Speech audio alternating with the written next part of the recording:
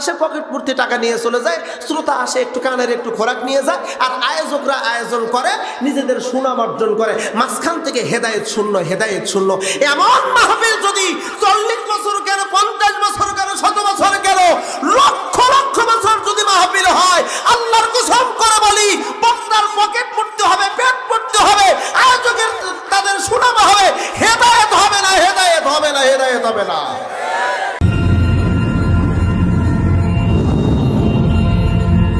মাঝে মধ্যেই বিভিন্ন মাহফিলে এই কথাগুলো বলে থাকি। মন খারাপ করলে আমাকে মাফ করে দিবেন, কারণ এই কথাগুলো বলা দরকার, এই কথাগুলো জাতির সামনে তুলে ধরা দরকার, এজন্য আমি কথাগুলো বলে থাকি। আজকে বাংলাদেশে, গোটা বাংলাদেশে প্রতিদিন হাজার হাজার মাহফিল হয়। যেভাবে মাহফিল হয় সেই মাহফিলের অনুপাতে হেদায়েতের সংখ্যা একেবারে কম নাকি বেশি? জবান খুলে বলতে হবে, কম না বেশি? যে পরিমাণ মাহফিল হয় সেই অনুপাতে যদি মানুষ হেদায়েত যদি হতো, তাহলে আমার দেশে চোর, বাটপার, গুন্ডা, বদমাইশ, সুদখোর, ঘুষখোর, জেনাকারী, এমনকি রাতের দিনে চুরি করে যারা নেতা হয়েছে, এইগুলো হওয়ার কোনো সুযোগ থাকতো না। এত আজ মাহফিল প্রতিদিন বাংলাদেশে মাহফিল হয়, গড়ে 13,000 করে মাহফিল বাংলাদেশে হয়। জরবন কয় হাজার? 13,000 করে মাহফিল বাংলাদেশে হয়।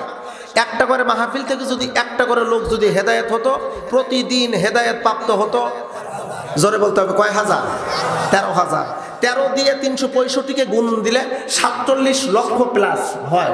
তাহলে একটা বছরে মানুষ হেদায়েত হতো, একটা বছরে 47 লক্ষ। আমি ধরে নিলাম, আনুমানিকভাবে ধরে নিলাম, একটু বাড়াইয়ে ধরলাম, 50 লক্ষ মানুষ হেদায়েতের দিশা পেত। সুদখোর 50 লক্ষ সুদখোর সুদ ছেড়ে দিল, ঘুষখোর একটা, মনে করেন আমি একটি এক্সাম্পল দিচ্ছি, তাতে বোঝা গেল যে প্রতি বছরে 50 লক্ষ মানুষ হেদায়েত হয়ে যেত। তাহলে আমার দেশে ওয়াজ মাহফিল 40 বছর হলেই বাংলাদেশে আর চোর, ডাকাত, গুন্ডা, বদমাইশ এগুলো খুঁজে পাওয়া যাইতো না। কথা বলেন ঠিক কিনা? আপনাদের কাছে প্রশ্ন করি, আমার দেশে কি 40 বছর ওয়াজ মাহফিল হয়েছে নাকি এর চাইতে বেশি হয়েছে? পিছনের ভাইরা কিচ্ছু বলতেছে না, মন খারাপ করে আছেন নাকি? 40 বছর ওয়াজ হয়েছে নাকি এর চাইতে বেশি হচ্ছে? বেশি হচ্ছে। এখন 2020 সালের গণনা ছিল 13,000 করে মাহফিল বাংলাদেশে হচ্ছে, কিন্তু এই 2024 সালের গণনা আমার মনে হয় 13,000 নয়, আনুমানিক প্রতিদিন 20,000 করে মাহফিল গোটা বাংলাদেশে হচ্ছে। হেদায়েত পায় না কেন? ওয়াজ মাহফিলে বেশি, চোরও বেশি, ওয়াজ মাহফিলে বেশি, সুদখোরও বেশি, ওয়াজ মাহফিলে বেশি, ঘুষখোর বেশি, ওয়াজ মাহফিলে বেশি, দুর্নীতিবাজ বেশি। এর কারণ কি? মানুষ হেদায়েত পায় না কেন? কি জন্য? আমার কাছে 4টা কারণ এসেছে। আমি 4টা কারণ আমার গবেষণা ধরা পড়েছে, এই 4 কারণের কারণে হেদায়েত হচ্ছে না। ওয়াজ মাহফিল ঠিকই হচ্ছে, বাট হেদায়েত শূন্য। কারণ হলো 4টা। জোরে বলুন কয়টা? আমি কি বলবো সেই 4টা কারণ কি কি? জানা খুবই দরকার। আমার যুবক বন্ধুরা আজকের মাহফিলের আয়োজন করেছে, যুবক, আজকের এই যুবকদের খুবই প্রয়োজন, যুবকদের খুবই প্রয়োজন। ইতিপূর্বে যুবকদের মাধ্যমে ইসলামের পতাকা উড্ডীন হয়েছে। ইসলামের দাওয়াত সেই মক্কার জমিন থেকে শুরু করে আস্তে আস্তে করে ধীরে ধীরে গোটা বাংলাদেশ, গোটা পৃথিবীর আনাচে কানাচে, বিভিন্ন প্রান্তরে প্রান্তরে এই যুবকদের মাধ্যমে এই কালেমার দাওয়াত পৌঁছে গেছে। আজকে যুবকদের দরকার আছে না নাই? আর একবার বলুন, যুবকদের দরকার আছে না নাই? যুবকরা মাহফিলের আয়োজন করেছে, যুবকদেরকে আমরা এই কোরআনের মাহফিল থেকে তাদের জন্য দোয়া করি, প্রত্যেকটা যুবককে আল্লাহ পাক খালেদ বিন ওয়ালিদের মতন কবুল করুক, আমির হামজার মতন কবুল করুক। জোরকান একটা আমিন। আর একবার জবান খুলে বলুন আমিন। মানুষ হেদায়েত পায় না কারণ কি? 4 কারণ। 1 নম্বর কারণ হলো মাহফিলের যখন আয়োজন করে আয়োজকের ত্রুটি। আয়োজক যারা, তাদের ত্রুটি।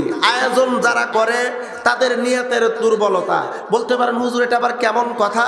নিয়াত, আমি তো বেশিরভাগ অনেক মাহফিলে আমি গিয়ে বলে থাকি, পোস্টারে লেখে যে মসজিদের উন্নতি কল্পে মাহফিল, এরকম লেখে না? মাদ্রাসার উন্নতি কল্পে মাহফিল। আমি বলি ভাইজান, মসজিদ উন্নতি করলেন, এসি করলেন, এয়ার কন্ডিশন করলেন, অনেক সুন্দর করলেন, বাট মসজিদের মুসল্লিরা হয়ে গেল হেদায়েত শূন্য। এমন মসজিদ তৈরি করে কোনো লাভ নাই। মসজিদের উন্নতি দরকার নেই, দরকার হলো মুসল্লি। জোরে বল কি? মুসল্লির উন্নতি।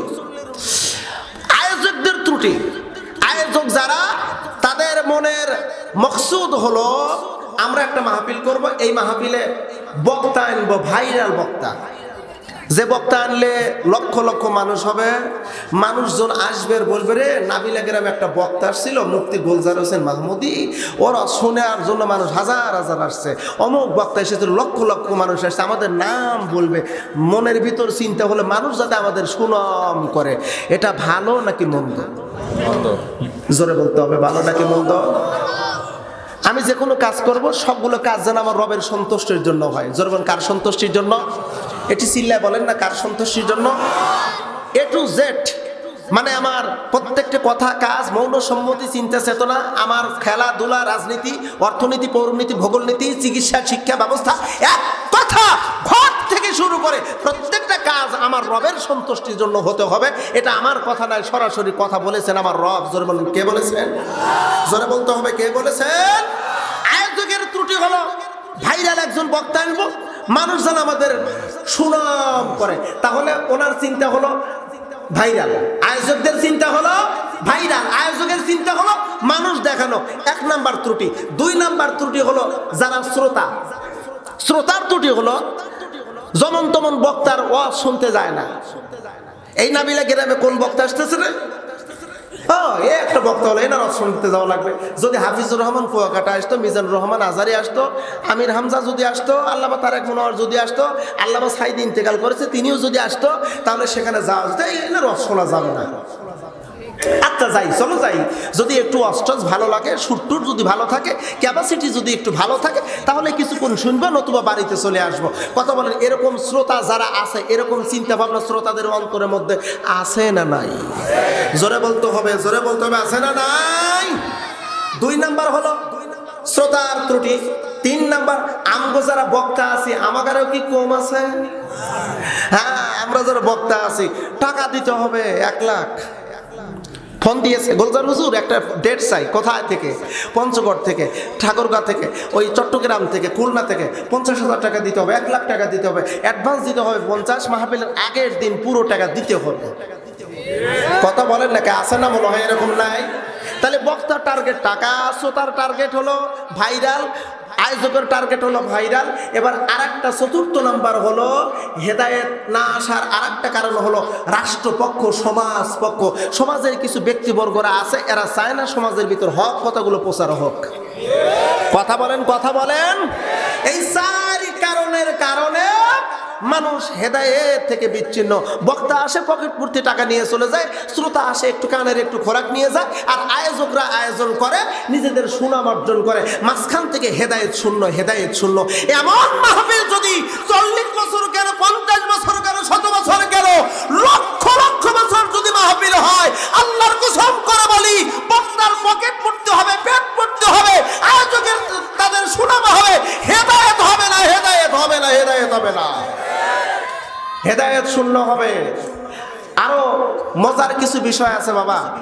আমাদের দেশের কিছু কিছু বক্তা আবেগের বশীভূত অনেক কিছু বলে ফেলেছে। বাস্তবিক কিছু কথা বলি, বক্তারাও কন্ট্যাক্ট করতো না, আমিও কন্ট্যাক্ট করতাম না, আমিও কন্ট্যাক্ট করি না, কিন্তু কিছু কিছু ক্ষেত্রে কন্ট্যাক্ট করতে বাধ্য হয়ে যায়। কিরকম? ধরেন আমাকে মাহফিলে দাওয়াত দিয়ে নিয়ে গেছে, যাচ্ছি মোটামুটি 200-300 কিলো রাস্তা। আর আপনারা জানেন কিনা জানি না, অনেকে মনে করতে পারেন যে হুজুরা গাড়ি ব্যবহার করে কেন, প্রাইভেট কার কেন ব্যবহার করে? আপনি কি জানেন আজকে মাহফিল এখানে, কালকে যাব কুমিল্লা, তারপরে 2 নম্বর জায়গায়, এই যে লং জার্নি, দৌড়াদৌড়ি, এই দৌড়াদৌড়ির জন্য একটা বডি সেফটির প্রয়োজন আছে, একটু ঘুমের প্রয়োজন আছে, কথা বলা আছে না? বাধ্য হয়ে ওলামায়ে কেরাম প্রাইভেট কার ব্যবহার করে। বাস্তবিক অভিজ্ঞতার দিক দিয়ে বলতেছি, 2021 সাল, কথাটা ভালো করে মনে রাখবেন, আমার মাহফিল হলো কুষ্টিয়ার দৌলতপুর থানা, ওখানে একটা জায়গা আছে, জায়গাটার নাম হলো আল্লাহর দরগা। হুজুর, হ্যাঁ, আল্লাহর দরগা গিয়েছিলেন। আল্লাহর দরগা 3 দিন ব্যাপী তাফসীর মাহফিলের সমাপনী দিবসে আমাকে রেখেছে। তো আমি ওখানে, আমাকে বক্তা হিসেবে রাখছে, আমি গিয়েছি, আমার ব্যক্তিগত প্রাইভেট কার গাড়ি নিয়ে আমি মাহফিলে গিয়েছি।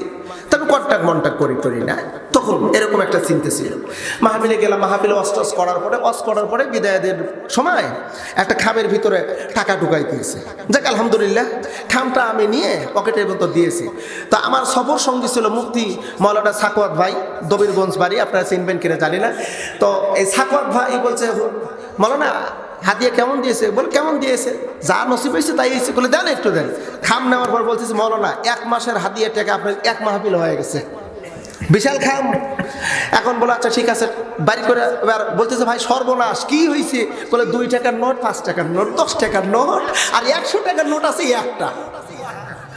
মোটামুটি ঘন্টাখানি সময় গুনলো, গোনার পরে বলতেছে ভাই আর বললেন না, টাকা আছে 3900, 3900 টাকা।